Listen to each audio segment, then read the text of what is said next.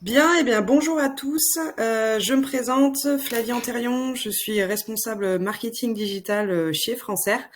Bienvenue à cette table ronde consacrée au désenfumage naturel, un sujet d'actualité régi par un cadre réglementaire. Vous le savez, le désenfumage naturel est une étape importante dans la conception ou la rénovation, que ce soit en bâtiment tertiaire ou industriel. Et donc, dans le cadre de cette table ronde, j'accueille donc Raphaël Rochagneux, qui est chef produit protection incendie et désenfumage chez Francaire. Grégory Lapointe, responsable solution désenfumage naturel, ainsi que Marc Chalmandrier, chargé de prescription solution désenfumage naturel, qui font tous les deux partie de la société Erson. Donc ils se sont réunis aujourd'hui pour échanger et partager avec vous sur leur retour d'expérience sur les fondamentaux du désenfumage naturel.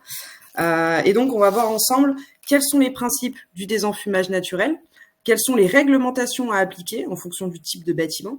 Nous verrons ensemble quelques exemples d'applications. Et enfin, quels sont les produits dédiés à la ventilation et au désenfumage naturel pour le bâtiment et quels sont surtout leurs avantages. On va être ensemble pendant à peu près 45 minutes. On a prévu 15 minutes en fin de séance pour répondre à toutes vos questions. Je vous invite à poser vos questions dans l'onglet qui s'intitule Questions, qui est situé en bas à droite de votre écran. Je vous invite également à activer le plein écran, tout simplement pour que vous puissiez mieux voir les slides. Voilà, surtout, n'hésitez pas à échanger. Bonne table ronde à toutes. Et Raphaël, je te passe la parole. Bonjour à tous. Alors, je vais commencer par rapidement les principes de désenfumage naturel. Le point qui est important, c'est de permettre aux occupants d'évacuer en toute sécurité du bâtiment. C'est le point principal. Le deuxième point est de limiter la propagation de l'incendie, car vous savez qu'aujourd'hui, les secours mettent entre 15 et 20 minutes pour arriver. Donc encore une fois, l'objectif, c'est d'éviter que la propagation de l'incendie fasse en sorte que les occupants ne puissent pas évacuer à cause des fumées toxiques, de la chaleur et donc d'un manque de visibilité. D'où le principe du désenfumage naturel. Ensuite, je me permets de vous montrer quelque chose que vous connaissez, la notion du tirage thermique. Donc l'extraction des fumées est réalisée par le tirage thermique, l'effet cheminée, qui est plus communément connu. Et pour démarrer, on va dire, ce webinaire, nous avons donc une symbolisation d'un bâtiment. Et voilà, au niveau des définitions, nous avons les amenés d'air qui sont toujours installés en position basse du bâtiment. Nous avons les dispositifs d'évacuation naturelle de fumée et de chaleur, les DENFC, qui sont soit installés au niveau de la façade et qu'on appelle l'ouvrant de façade, DNFC, ou bien sur la toiture et on appelle ça un exutoire. On dimensionne donc les appareils en fonction de surface et non par rapport à un débit ou à une vitesse de passage, qui différencie par rapport à tout ce qui est désenfumage mécanique. Ensuite, je voulais vous parler d'un point qui est intéressant au niveau de certaines études qui ont été réalisées par des laboratoires tels Effectis, qui identifient le fait de devoir positionner l'ouvrant et les DNFC d'une certaine façon pour optimiser, en fin de compte, le balayage naturel. Si vous regardez sur le schéma en haut, vous voyez que l'amener d'air est positionné en face des DENFC. Et vous pouvez comprendre que le point important est que si on a du vent, si on a de l'air justement qui est agité, ça va provoquer un brassement de l'air et du coup une déstratification des fumées, comme vous pouvez voir sur ce schéma. On voit que l'ambiance est beaucoup plus chaude et on voit aussi que la visibilité va être limitée. Du coup, ça va empêcher l'évacuation facile. Donc, ce qui est important à retenir sur cette slide, c'est qu'aujourd'hui, il est important de bien comprendre au niveau de l'application où est-ce qu'on se situe, comment le bâtiment est positionné. Et quand on sait qu'on peut avoir des problématiques avec du vent, il est nécessaire de positionner les ouvrants et les DENFC sur la même façade. Et comme vous pouvez le voir sur ce slide, on a une amélioration de la stratification des fumées qui restent en hauteur, permettant l'évacuation des occupants. Ensuite, un autre point qui est important de partager, c'est le principe de désenfumage naturel. Concernant tout ce qui est le cantonnement. Donc, pour préciser la stratification thermique et le fait qu'on a l'ensemble des fumées et des gaz chauds qui montent verticalement vers la toiture et qui s'y concentrent. Et la problématique qu'on va avoir, c'est qu'elles vont, une fois qu'elles ont impacté le plafond, elles commencent à bouger, elles se propagent latéralement et redescendent rapidement pour envahir le local. D'où la problématique qui va être d'essayer de contenir au maximum ces fumées en hauteur, d'où la notion de cantonnement. La définition au niveau du principe de cantonnement des fumées est qu'aujourd'hui, on doit avoir un découpage des cantons de désenfumage quand on est sur des locaux de plus de 2000 m². Ça, c'est la réglementation qui l'impose. Et on doit respecter des surfaces maximales et des longueurs maximales également pour pouvoir créer ces cantons de désenfumage pour qu'ils optimisent et qu'ils gardent finalement toutes ces fumées le plus haut possible.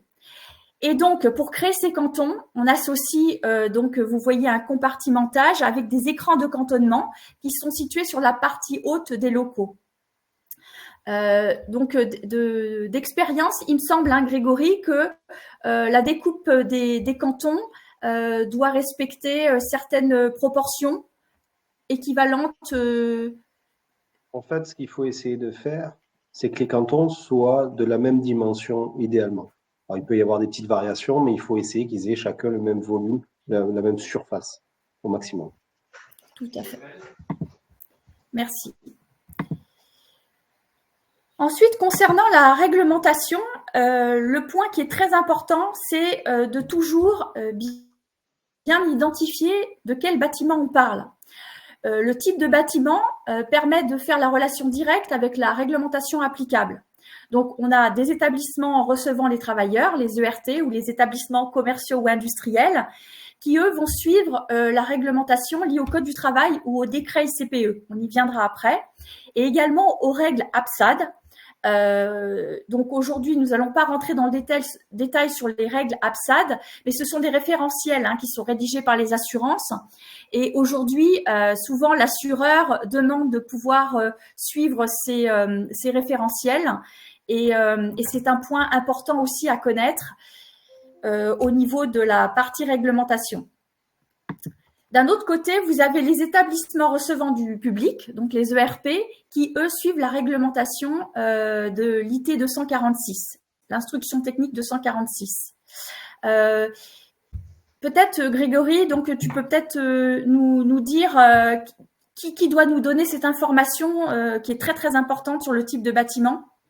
Alors déjà, c'est la première information à avoir. C'est absolument essentiel d'avoir cette information-là au moment de l'étude de désenfumage naturel. Et c'est au client, c'est au maître d'ouvrage de vous fournir cette information. Ce n'est pas à vous de la deviner. Donc, par contre, important, mettez toujours dans les hypothèses de calcul quel type de bâtiment, quel type de réglementation est applicable. Tout à fait. Concernant le RP, donc je ne vous demande pas de maîtriser tout ce slide, le point qui est important, encore une fois, on a donc des obligations de désenfumage pour les établissements recevant du public. Et on a deux points principaux qui sont la catégorie de bâtiment et ensuite le type de bâtiment. Et en fonction de la catégorie qui est liée au nombre de personnes et en fonction du type de bâtiment, on a des explications de comment il faut désenfumer, par exemple une circulation horizontale encloisonnée, le désenfumage des locaux accessibles au public qui nous concerne aujourd'hui. Donc c'est très important d'identifier la catégorie et le type de bâtiment, ça peut être J, U, M, Donc ça, c'est un point clé que je voulais partager avec vous. Et encore une fois, la réglementation applicable est l'IT 246. Donc c'est l'instruction technique et c'est vraiment la référence. Un point important, le choix entre le code du travail et la réglementation ERP. Dans tous les cas, il faut prendre l'application de la réglementation ERP qui est la plus contraignante. Ensuite, là, je voulais vous présenter un petit outil qui vous sera remis, qui est une synthèse finalement de la méthode qui permet pour les ERP de bien identifier qu'est-ce qui est à désenfumer et donc qu'est-ce qui est à vérifier, quelle est la méthode, donc quelle est la réglementation qui est à suivre. Donc là, ça indique quels sont les documents à lire, à partir de quel, on va dire, à quel niveau, à partir de quelle longueur, à partir de quelle surface. Ce sont des aides mémotechniques, mais qui vous aideront aussi à vous guider aussi sur on va dire vos cas. Et également, il y a une petite synthèse. Encore une fois, c'est une information générique, mais qui permet quand même de vous dire quels sont les éléments principalement à prendre en compte pour pouvoir faire votre cas. S'il y a des cantons ou pas, les éléments à connaître et les diverses informations concernant les caractéristiques des DENFC. Peut-être, Grégory, tu veux nous faire un point sur l'exutoire de désenfumage, la partie normative, expliquer un petit peu ce qu'il en est? Oui, il y a vraiment un flou artistique qui est un peu imputable, on va dire, à une mauvaise compréhension des normes. La norme de base référentielle, c'est le marquage CE. Ça, c'est obligatoire pour tous les DENFC, donc c'est-à-dire les exutoires de désenfumage. Pour qu'un exutoire soit DENFC, soit un DENFC, dispositif d'évacuation naturelle de fumée et de chaleur, il doit être marqué CE selon le N1251-2. Attention, souvent vous allez voir NF-EN 1251-2. Ça ne veut pas dire que c'est une norme NF. Cela veut dire que c'est une traduction française de la norme EN, de la norme européenne. Ça reste, du moment que vous avez EN, c'est une norme européenne. Si c'est une norme française, vous allez avoir le symbole NFS. Ça, c'est très important. Les deux NFC, ils doivent être CE, mais pas obligatoirement NF. Contrairement à ce qu'on peut croire. Ce qui doit être NF, ce que la réglementation impose, le marquage NF, c'est les DAC. Voilà, c'est juste pour s'assurer d'une communication parfaite entre un organe de sécurité centralisé type SSI et le DAC, pour être sûr que les deux communiquent bien ensemble. Le DAC est l'interno. Oui, ouais. Le DAC, c'est le dispositif adaptateur de commande qui permet de piloter, alimenter les dispositifs actionnés de sécurité qui sont nos ouvrants exutoires. Voilà, il y a une confusion. Hein. Logiquement, normalement, on n'a pas à être, les exutoires n'ont pas à être NF, conforme à une norme NFS, attention. Mais des fois, c'est exigé. On a des petits, on a des écrits là-dessus. Bon, voilà. Faut être assez précis là-dessus. Merci. Concernant la réglementation ORT, donc on a aussi donc des éléments à connaître concernant ce qui doit être désenfumé.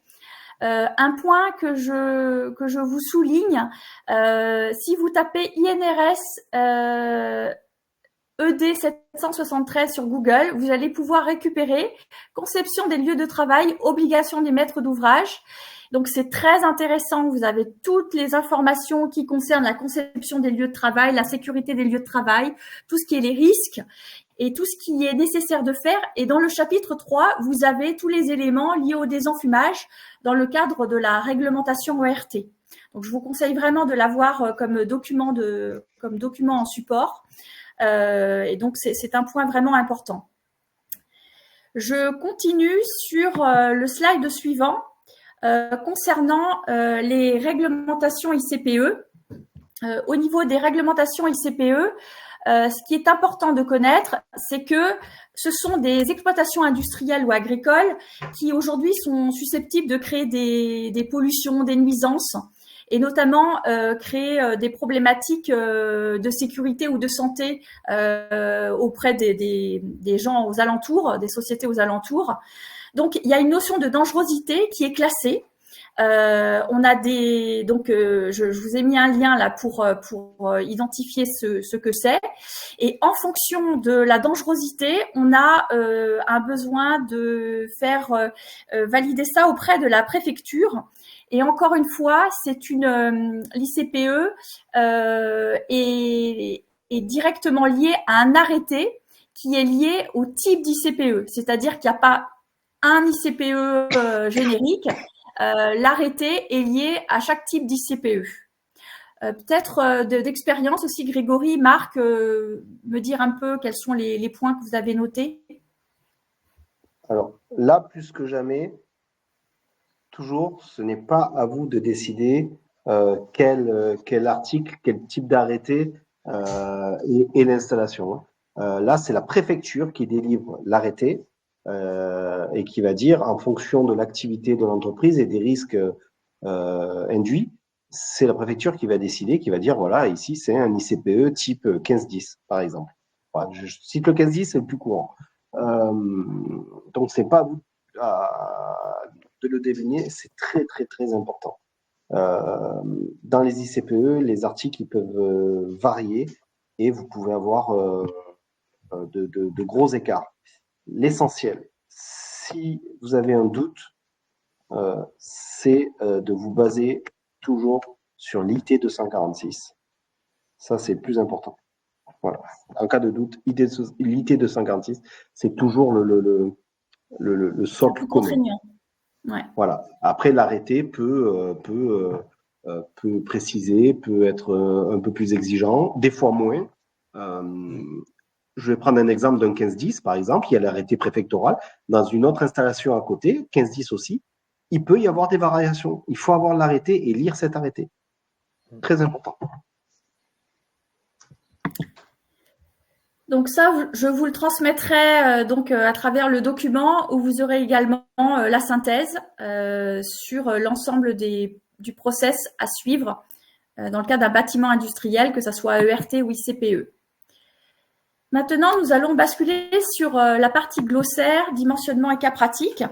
Nous allons revoir un peu quelques définitions. Donc, la notion de surface géométrique. Donc, on parle de AV ou de SGO. SGO, c'était par le passé. AV, c'est une notification européenne aujourd'hui. Ça concerne toute la partie d'ouverture de l'ouvrant, donc comme vous pouvez voir ici sur ce schéma. Ensuite, on a un deuxième paramètre qui est la surface utile d'évacuation, qui est notée AA. C'est la surface utile de l'évacuation des fumées. Et elle est calculée en fonction d'un coefficient qui a été mesuré par le fabricant en laboratoire et qui est inférieur à 1, puisque c'est le rapport entre la surface utile d'extraction et la surface géométrique d'ouverture. D'accord ? Et c'est important parce que ça permettra, donc ce rapport, donc SGO versus la SUE, correspondra à la surface réelle d'évacuation des fumées de l'appareil. Ensuite, on a un autre paramètre qui est important. On a parlé de la partie DENFC, mais il faut qu'on reparle de la partie ouvrant en amenée d'air.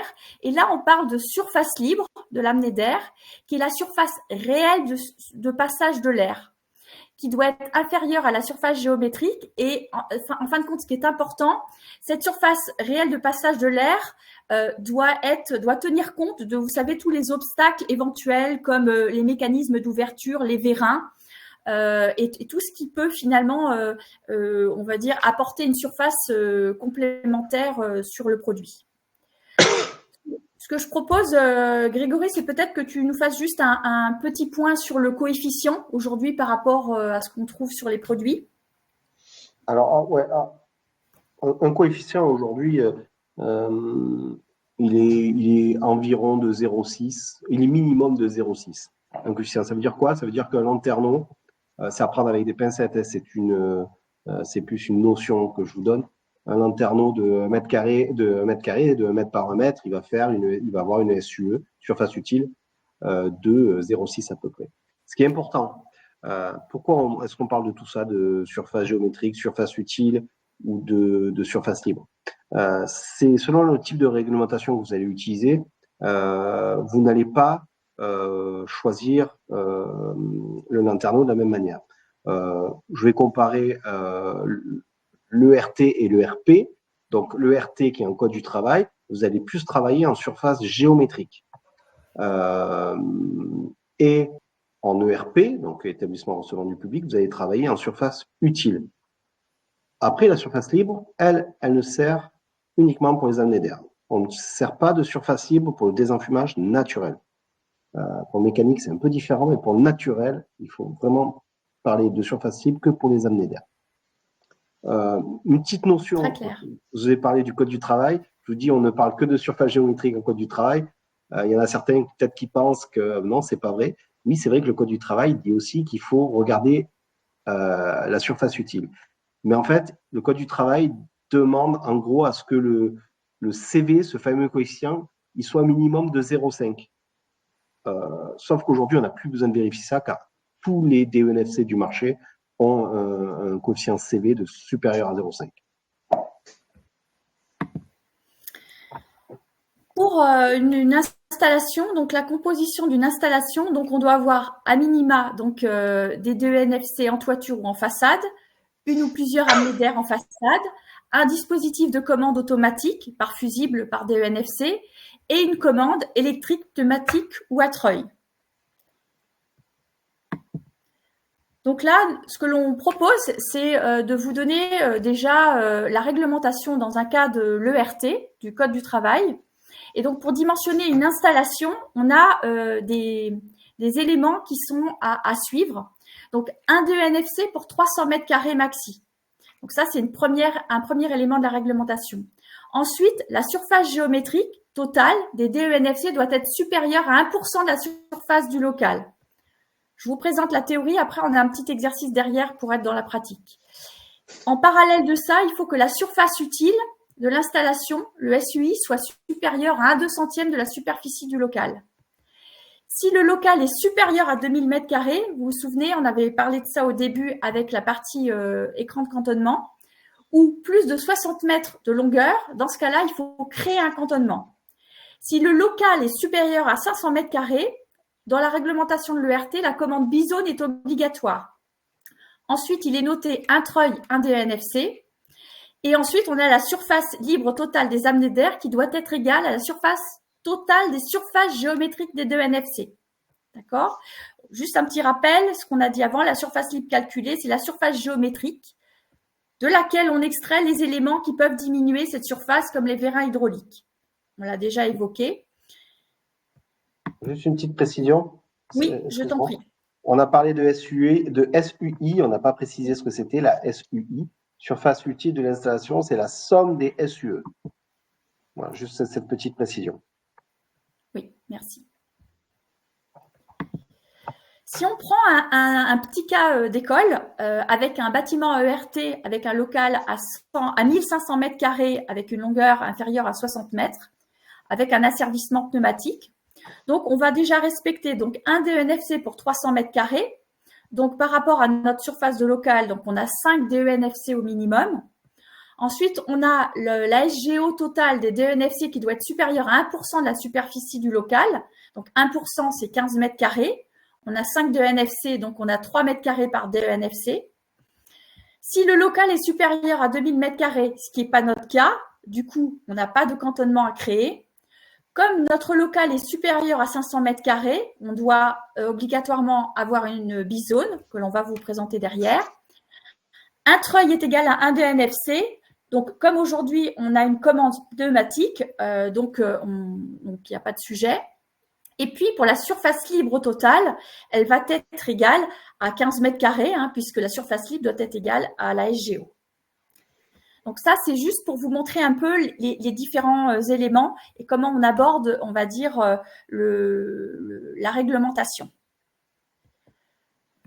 Je te propose, Grégory, de présenter la notion de monozone et bizone que l'on vient d'aborder Voilà. juste précédemment, visuellement. Alors, voilà, là, on va parler d'un asservissement pneumatique. Donc, l'asservissement, c'est le raccordement entre le déclencheur et les exutoires, les DE-NFC. Si on est inférieur à 500 mètres carrés, il n'y a pas de souci. En fait, on va avoir, c'est ce que vous avez sur la gauche, vous allez avoir un réseau de cuivre en rouge, par exemple, qui va venir piloter l'ouverture des appareils, et un réseau de cuivre en vert qui va venir piloter la fermeture des appareils. Donc là, tous les appareils s'ouvrent en même temps et ont le même réseau. Quand on est supérieur à 500 mètres carrés, on va vouloir éviter le risque que le réseau d'ouverture soit défaillant. Dans ce cas-là, aucun des exutoires ne s'ouvrirait. Donc, ce que l'on va faire, on va dédoubler le réseau d'ouverture et on va créer, là, vous le voyez sur l'image, on a des DE-NFC en vert et des DE-NFC en bleu. Eh bien, ceux-là n'ont pas le même réseau d'ouverture. Ça veut dire que quand je vais appuyer, ça va tout déclencher. C'est transparent, on ne voit pas. Ça va tout déclencher, mais en fait, il y a deux réseaux. Donc, il ne peut pas y avoir, ça veut dire qu'au minimum, il y aura la moitié des exutoires qui s'ouvriront. Ça, c'est assez important. La fermeture, on s'en moque quelque part, puisque ce n'est pas la position de sécurité. Ce n'est pas ce qui est recherché. Ce qui est recherché, c'est que, donc, un incendie, on évacue les fumées, donc c'est que ça s'ouvre. Donc la fermeture, il n'y aura qu'un réseau, toujours. Donc vous le voyez, le coffret, le DAC qui est rouge, vous avez celui de gauche qui n'a que deux cartouches, une pour l'ouverture, une pour la fermeture, et celui de droite qui a trois cartouches, une grosse qui est pour la fermeture, et deux petites qui sont pour les deux réseaux d'ouverture des appareils. Très bien. Donc là, on a cette représentation, on vient d'en parler à l'instant, donc pour vous montrer un petit peu les types de coffrets, monozone et bizone. Je continue. Ensuite, ce qui est intéressant, là, Marc et Grégory vont vous présenter le cas d'un ICPE en 1510, où on a le décret qui impose donc 4 DNFC pour 1000 m² maxi, soit 1 DNFC pour 250 m². On a la surface utile totale des DNFC supérieure à 2% de la superficie du local. Le canton, dans ce cas-là, est à 1650 m² et 60 mètres de longueur maxi. On voit que les éléments sont pas tout à fait pareils par rapport à l'ERT. Que le local supérieur à 500 m², on a une commande bizone. Qu'on a un report de commande à l'opposé de la commande principale, qui vous sera expliqué. Et que la surface géométrique totale des amenés d'air est égale à la superficie des exutoires du plus grand canton. Donc, c'est pas tout à fait la même chose. Donc, je passe sur l'exercice derrière. Donc là, on a pris les éléments qui correspondaient à la réglementation sur l'ICPE 1510. Donc là, on a pris une copie de ce qui a été demandé dans le décret, donc ce qu'on vient d'échanger précédemment. Et juste une remarque, on a des amenés d'air frais qui doivent se situer en façade hors de la zone enfumée. Ça, c'était un point important. Et donc, tu avais précisé, hein, Grégory, la notion de SUI qui est la somme des SUE. Donc, je te laisserai présenter ça derrière. On va plutôt avancer sur la partie exercice avec un petit rappel sur la partie toiture qui est un élément essentiel pour démarrer le projet. Oui, le type de toiture est assez important quand vous faites un projet pour déterminer quel type d'appareil vous allez mettre tout simplement. Donc vous avez des toitures en bitume, autoprotégées ou pas. Vous avez de la membrane PVC, vous avez de la couverture sèche et vous avez enfin des tuiles. Ce qui est aussi important, si je peux me permettre, c'est effectivement le type de toiture et la pente d'installation, enfin la pente du toit, puisque ça vient aussi jouer sur les performances des appareils en fonction de la pente que l'on peut avoir. Exactement.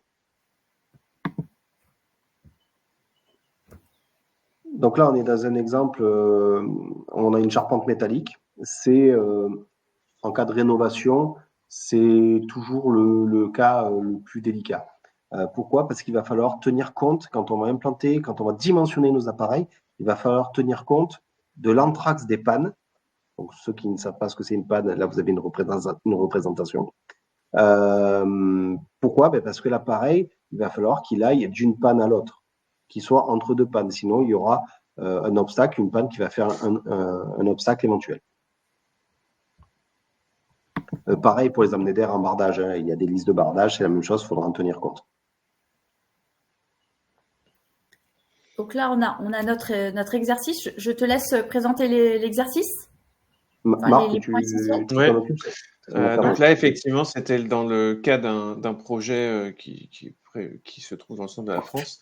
Nous avions un bâtiment, donc on est sur de la rénovation, on avait un bâtiment qui était déjà, par sa configuration, composé en 2 cantons, puisqu'en fait, on avait des différences de hauteur de bâtiment sur ce même bâtiment, en fait. On avait donc une surface pour le bâtiment U1 de 1600 m² et une surface de 1024 m² sur le bâtiment, enfin sur la zone U2, mais là on va se concentrer uniquement sur le canton 1. La contrainte du coup du projet, puisqu'on était sur de la rénovation, c'est de pouvoir passer entre pannes. Donc on avait 1,33 m de disponible entre pannes et une largeur de panne de 10 cm. Donc, pour cela, on avait fait nos calculs pour une surface de 1600 m² avec un minimum de 1 DENFC pour 250 m². On arrivait sur 7 appareils minimum à implanter, avec du coup une SUE de 32 m². On a donc dimensionné nos appareils sur la base d'un appareil qui faisait 2400 par 1200, on arrivait sur une SUE unitaire de 1,84 m², ce qui donc entraînait la pose de 18 appareils. Alors, je crois qu'il y a la suite après, je ne sais plus comment c'est. Donc là, ça faisait quand même beaucoup d'appareils à mettre en œuvre pour la superficie du toit. Donc on a essayé d'optimiser cela et donc on a pris en considération une des pannes et on est parti sur finalement un appareil réparti entre 2 pannes en réduisant bien entendu l'obstacle que représentait la panne et ça nous a permis de diminuer le nombre d'appareils et donc on est passé, alors j'ai plus la donnée exacte, à 9 appareils sur l'ensemble du canton. C'est ça. Donc en fait, on s'est servi du fameux coefficient CV. On a déduit une surface géométrique de panne, mais à laquelle on a appliqué le fameux coefficient CV, en fait, tout simplement. Donc en fait, on a réduit la performance de l'appareil tel qu'il était donné dans sa fiche technique. Mais tout ça, c'est très important. On ne fait pas les choses tout seul dans son coin. On fait valider ces notes de calcul par le bureau de contrôle, en lui expliquant la démarche. Ça, c'est très important. Ça doit être un bureau de contrôle qui doit valider ces notes de calcul. J'avais une autre chose à préciser. On a fait une petite erreur juste avant. Si tu peux revenir juste avant, s'il te plaît. Voilà, juste dans l'étude réglementaire, le petit carré en haut à droite, on parle de 32 m² de SUE. Non, c'est 32 m² de SUI. Surface utile de l'installation. Hein. La SUE, c'est l'appareil, la SUI, c'est toute l'installation. Ouais. La SUE, c'est l'appareil, SUI, c'est l'installation. Exactement. C'est tous les appareils. Voilà, c'était la seule petite. Est-ce qu'on a un petit commentaire sur la partie, toujours des amenés d'air? Donc, on doit calculer. Oui, en plus, les amenés d'air, ce qu'on n'a pas précisé, c'est qu'on peut avoir un appareil, mais ça peut être aussi considéré comme une porte. Donc là, sur ce site-là, notamment, ils avaient des portes d'accès pour des poids lourds, et donc elles étaient suffisantes comme entrée d'air. On n'a pas eu besoin d'ajouter des entrées d'air, puisque c'était les surfaces des portes qui ont permis d'avoir les entrées d'air suffisantes. Alors, il peut être exigé aussi que les entrées d'air soient actionnés en même temps que des exutoires. Donc en fait, il faudrait retirer un autre réseau de cuivre qui aille du même coffret DAC qui aille jusqu'aux amenés d'air. Ça peut être demandé. Je te laisse présenter rapidement le report de commande. Alors, on vous a parlé, c'est souvent le cas en ICPE, tout à l'heure on vous a parlé d'un report de commande. Donc c'est quoi un report de commande? Vous avez votre DAC principal qui ne change pas, qui est toujours le même, qu'il soit bisone ou monozone. Et en ICPE 15 Nice notamment, mais il y en a d'autres qui le réclament, on vous demande qu'à l'opposé du canton, à une autre issue de secours, à ce que vous ayez un autre petit coffret uniquement d'ouverture. Si vous regardez, le petit coffret, il a juste une bouteille pour l'ouverture. Et en fait, lui, il va venir, si les pompiers arrivent de l'autre côté, les secours arrivent de l'autre côté, ils vont pouvoir tout de même, quand même, actionner donc le DAC. En fait, c'est juste un cuivre supplémentaire qui va du DAC principal jusqu'au report de commande.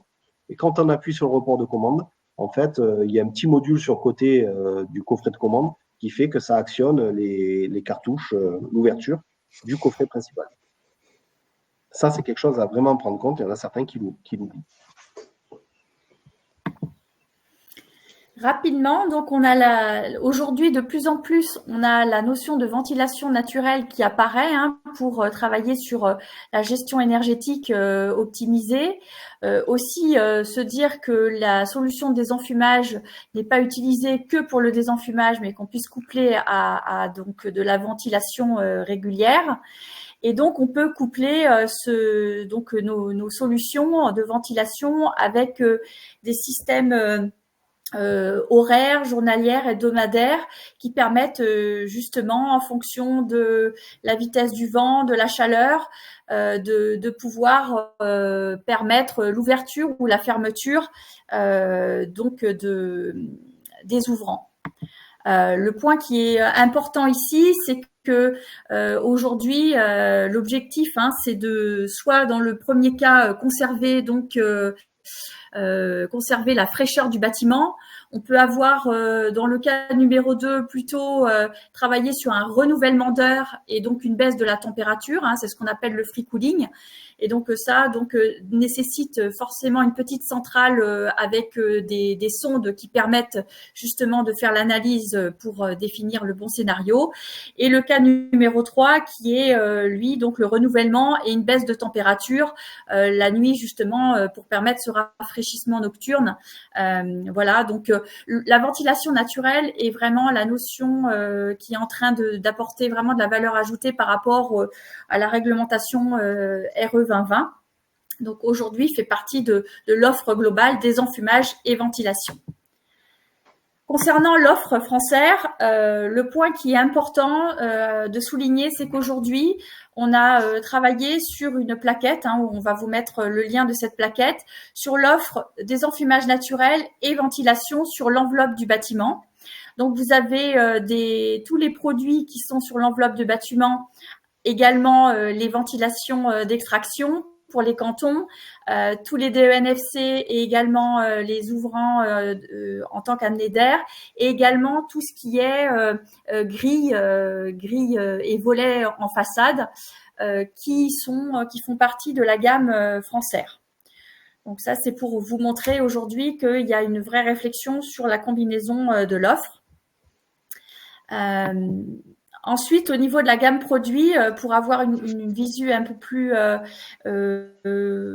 simple, vous avez l'ensemble des produits visuellement là qui permettent de symboliser les amenés d'air, donc soit des ouvrants à lame, soit abattants, également des DENFC en façade, soit avec des lames en aluminium ou bien en verre ou bien en polycarbonate en fonction de la typologie de produit.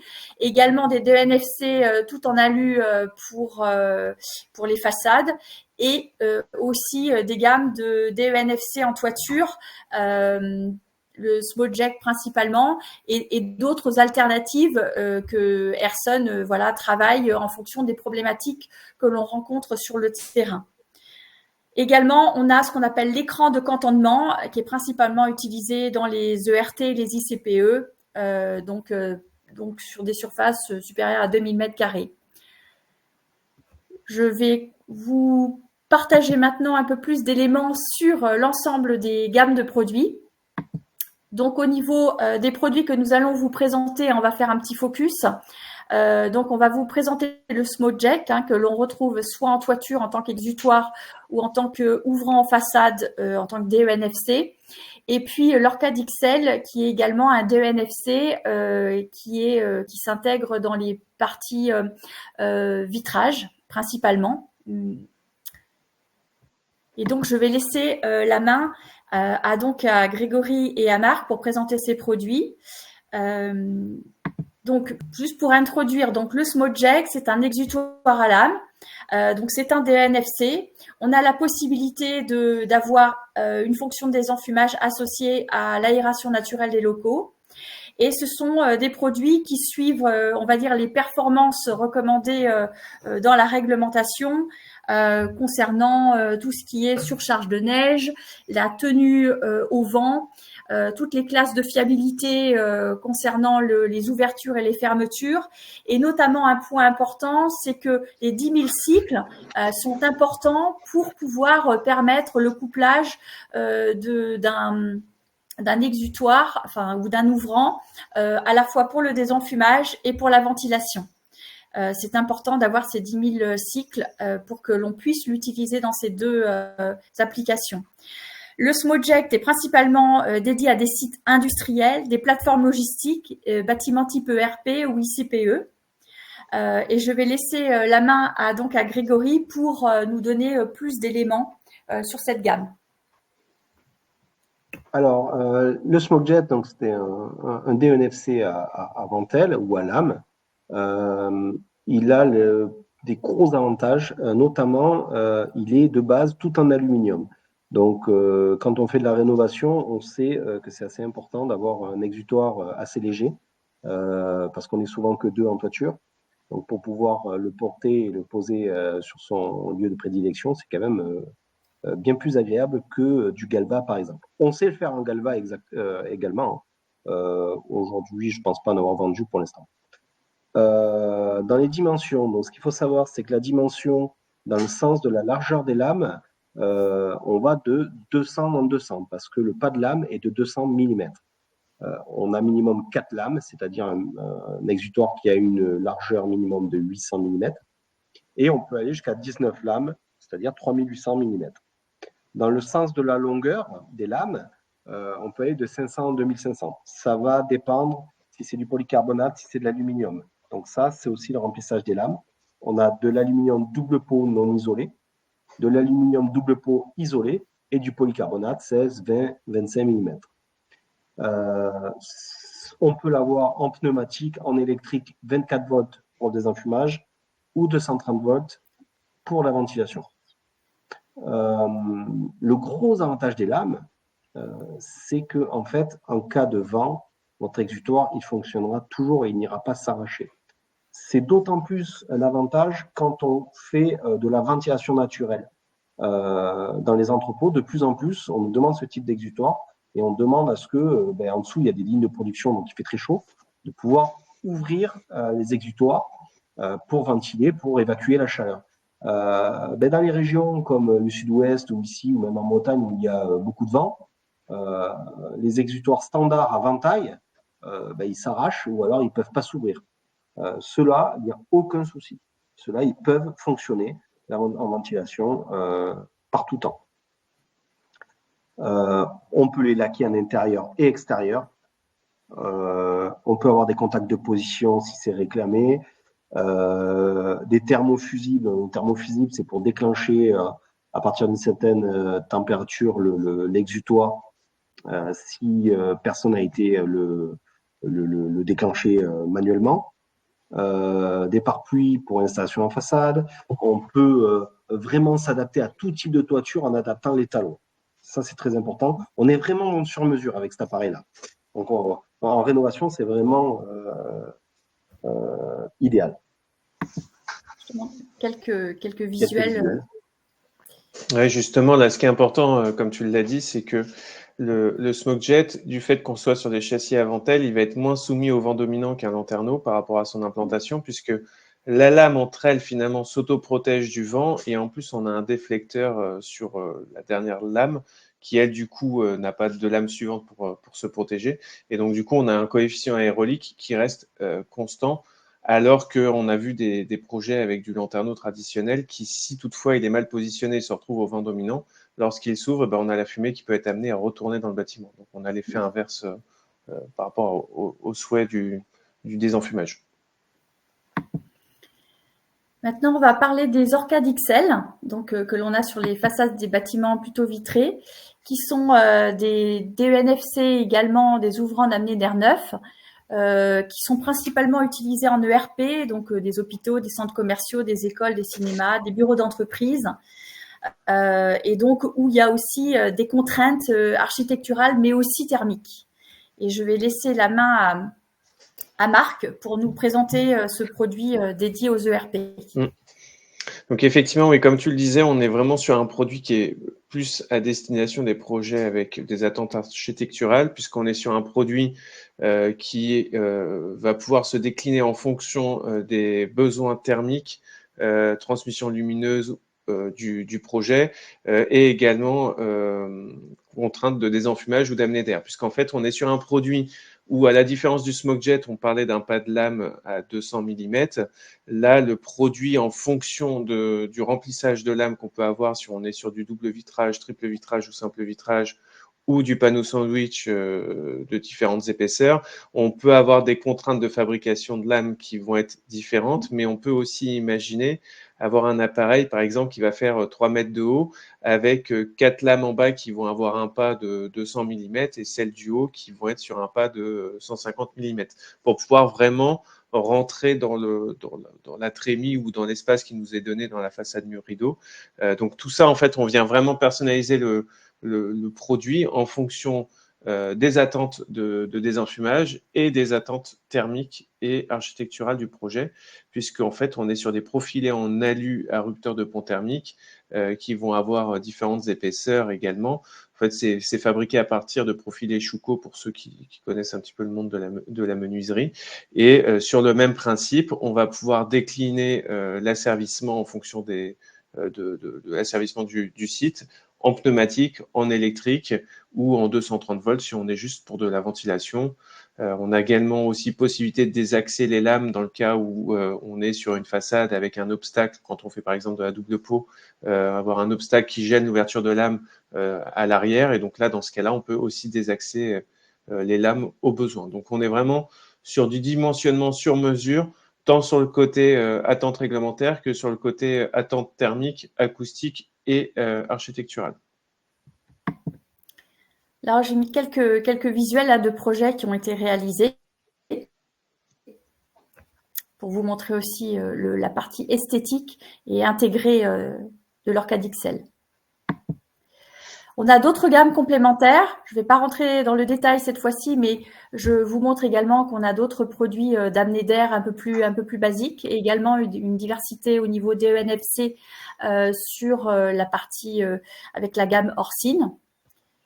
Donc, on a également des kits d'asservissement pneumatiques ou en commande électrique. Et puis, nous allons nous focaliser plus sur le Smotex F, qui est notre écran fixe de cantonnement des fumées. Donc, je te laisse la main, Marc, pour présenter cet écran de cantonnement. Quand justement on parle de canton, effectivement, sur les projets, on peut être amené à devoir créer des cantons. Et pour créer ces cantons, on a différentes méthodes. Soit on part sur des écrans de cantonnement en toile. Les écrans de cantonnement en toile, ils peuvent être fixes ou mobiles. Donc là, dans le cas de notre gamme de produits, nous, on est sur des produits en toile fixe. L'avantage de cette solution, c'est qu'elle est facile à mettre en œuvre, notamment pour les parties traversées de réseau, etc. Mais elle reste également légère, notamment quand on est sur de la rénovation. L'avantage, c'est qu'on a souvent des problèmes de structure qui ne peuvent pas forcément supporter des poids importants. Donc, le fait de pouvoir mettre de la toile, on est sur un matériau qui restera léger et ne viendra pas fragiliser la structure. En termes de dimensionnement, il se fait de la manière par rapport aux besoins réglementaires du projet. Et derrière, sur le type de fixation, on est soit sur de la fixation sous poutre béton ou sous de la charpente métallique, qui est en fait une structure porteuse qui doit pouvoir avoir également une tenue au feu. Et derrière ça, ouais, derrière ça, c'est une toile donc qui est inufigée, insensible au feu, et qui derrière est lestée par une barre de lest et crapautée sur la partie IPN lorsqu'on est sur une structure métallique. Et on peut avoir une toile qui est grise de couleur standard, mais il existe aussi du blanc ou du noir. C'est vraiment en fonction, pareil, d'une attente peut-être architecturale du projet. Grégory, tu avais d'autres éléments à rajouter peut-être? Ouais, je veux juste préciser quelque chose de très très important sur les écrans, ce type d'écran de cantonnement. On a des clients qui reviennent vers nous pour nous acheter en urgence nos écrans. Pourquoi en urgence? Tout simplement parce que ils avaient pris une habitude depuis des années d'acheter des cornières d'un côté, d'acheter des barres de lest de l'autre et d'acheter une toile qui est peut-être la même que la nôtre, avec les mêmes caractéristiques, de l'autre côté. Mais sauf que ce qu'il faut avoir en tête, c'est que la réglementation, elle impose que ce soit le complexe total qui soit approuvé CE. Nous, quand on prend une toile, vous avez la cornière de fixation en haut. Vous avez, si c'est sur charpente métallique, les crapauds. Vous avez également la toile, bien entendu, et les barres de lest. Et les cols ou adhésifs pour les laits entre eux. Donc ça, c'est très, très important. Il ne faut pas, on ne peut pas monter son petit écran de cantonnement soi-même comme ça avec des accessoires achetés à droite à gauche. Donc soyez très prudents là-dessus. Voilà, donc nous avons atteint la fin de cette présentation. Peut-être Flavie, je te laisse reprendre la main. Yes. Déjà, merci à tous les trois hein, pour cette table ronde et puis pour vos interventions de qualité. On va peut-être passer maintenant à la session questions-réponses. Je vois qu'il reste 10 petites minutes. Grégory, Raphaël, Marc, est-ce que éventuellement il y a une ou deux réponses à laquelle vous pourriez on a des questions répondre en direct? Ouais. Je vois Madame Pellarin qui nous demande quel est le coefficient aérolique du smokejet.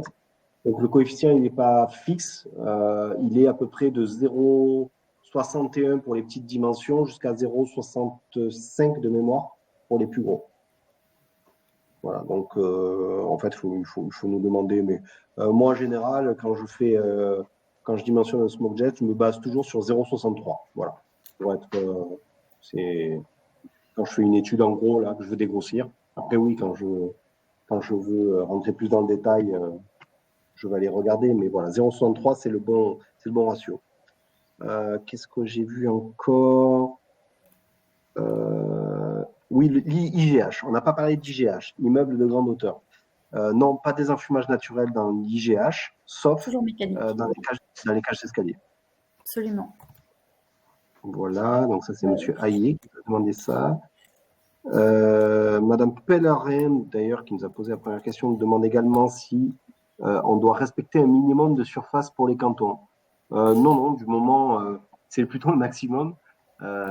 Chaque canton doit faire 1600 ou 1650 mètres carrés maximum. Ça, c'est important. Et il n'y a pas de minimum. De toute façon, le minimum, il va quasiment être, on pourrait se dire qu'il a 1000 mètres carrés, étant donné que c'est à partir de 2000 mètres carrés qu'on doit cantonner. Et on doit avoir des cantons de dimension à peu près équivalente. Donc, on va dire que si 2000 mètres carrés, on les coupe en deux, on a 1000 mètres carrés. Voilà. On demande si on peut avoir la présentation en PDF. On va communiquer la présentation après, il me semble. Oui, tout à fait. À tout le monde. Et puis, il y a des petites questions sur le parking, mais il faut que je regarde plus dans le détail. C'est surface libre. Ouais. Surface libre. Parking en décimètres carrés, c'est surface libre. Qu'est-ce qu'il y a Monsieur Nguyen, pour le coordinateur SSI, qui n'est pas très favorable pour utiliser les portes comme amener d'air, mais c'est pas un problème.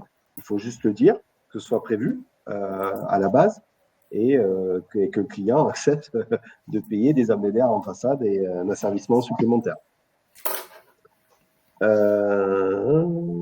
Et hors cas de panneau, je te laisse répondre par contre, Raphaël. Ouais, je crois que je regarde parce que j'ai pas la réponse là, mais je vais donner, je vais analyser et puis je donnerai la réponse en même temps que l'envoi du support.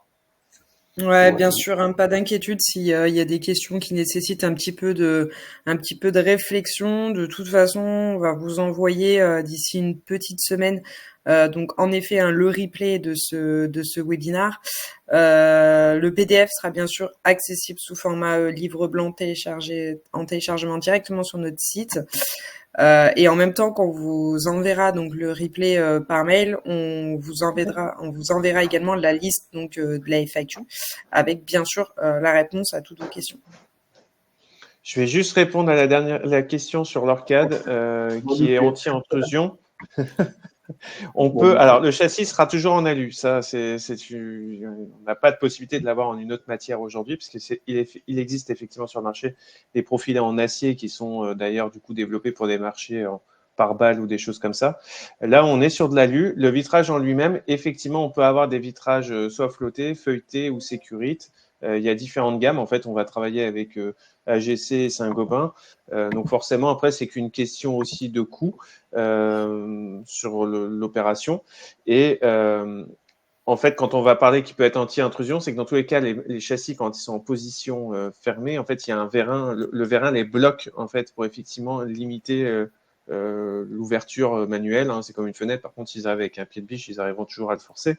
Mais en tout cas, le vérin les bloque en position fermée. Puis bon, il y a quand même pas beaucoup d'espace entre les lames pour passer. Ouais, faut y arriver. Voilà. En général, de toute façon, après, en général, ils sont positionnés en partie haute, hein, souvent, quand c'est du désenfumage, donc il faut y aller. Oui, parce que c'est précisé en position ouverte pour la ventilation naturelle. En fait, il y a surtout deux choses. C'est que sur la position ouverte, normalement, l'espace entre lames ne permet pas qu'on puisse passer entre les lames. Et dans tous les cas, on a aussi la possibilité d'être fonction garde-corps. Donc là, en fait, la réglementation impose un espace entre lames maximal. Donc dans ce cas, on dimensionne les lames en ce sens. Et on a même possibilité de rajouter des tubes derrière le châssis, donc sur la partie intérieure, pour effectivement limiter aussi le passage de personnes.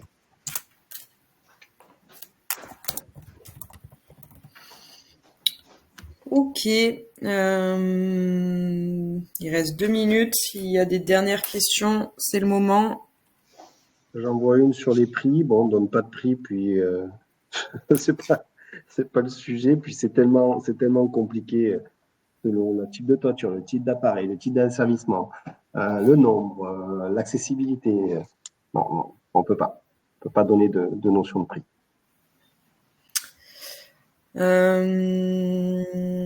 Et ben vous avez eu du succès. Ce webinaire a été très intéressant. Est-il prévu un webinaire traitant du désenfumage mécanique? Oui, ça pourra se faire. C'est prévu, pas tout de suite, mais c'est prévu. Super.